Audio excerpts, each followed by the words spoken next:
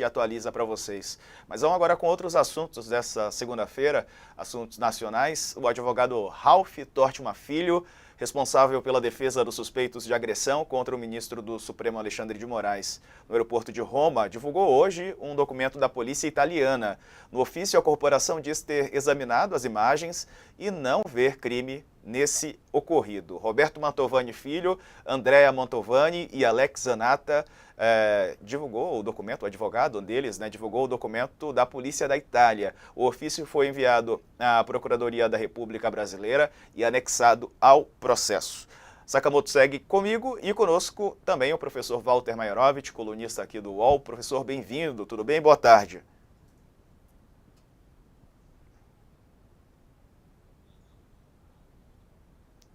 Acho que o professor viu agora que está mutado.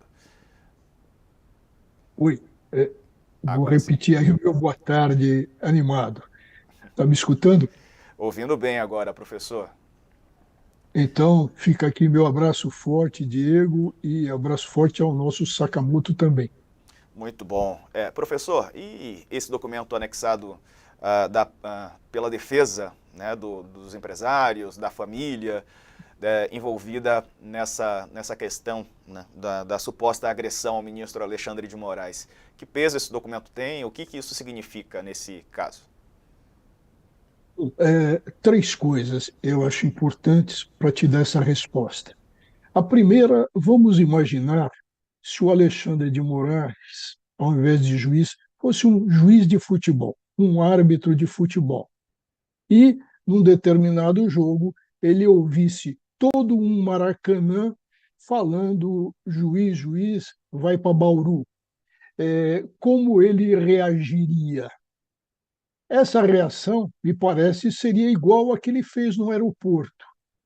Ou seja, foi ofendido, teve coro, ato não civilizado, não ético, mas ele agiu da pior forma possível.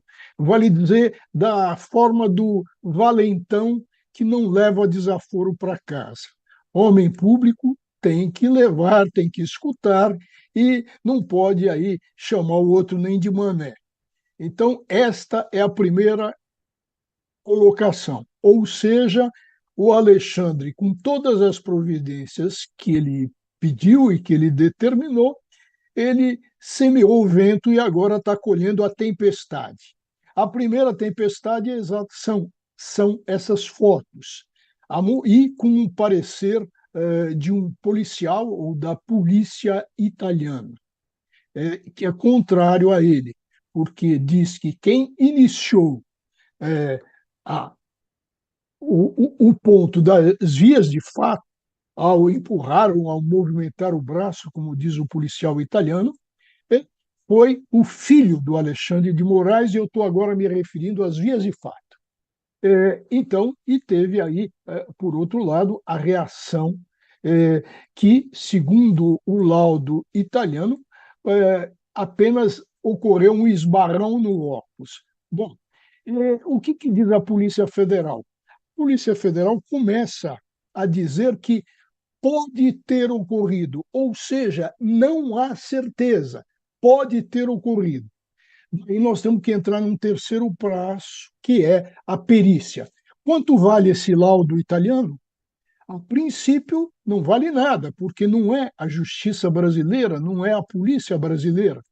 Mas diz o Código de Processo Penal que o juiz é o perito dos peritos. Vale dizer, ele tem um livre convencimento.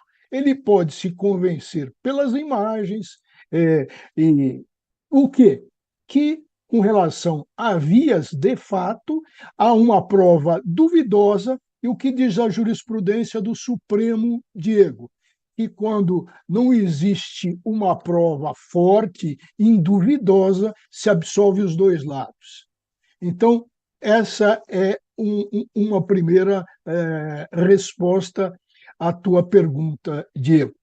Pô, obrigado, professor. É claro que a gente está acompanhando de perto essas investigações. Já que estamos falando da Itália, eu vou puxar aqui um outro assunto, porque a Itália vai examinar se uma pessoa cometeu conspiração política ou qualquer atentado contra a democracia antes de conceder cidadania.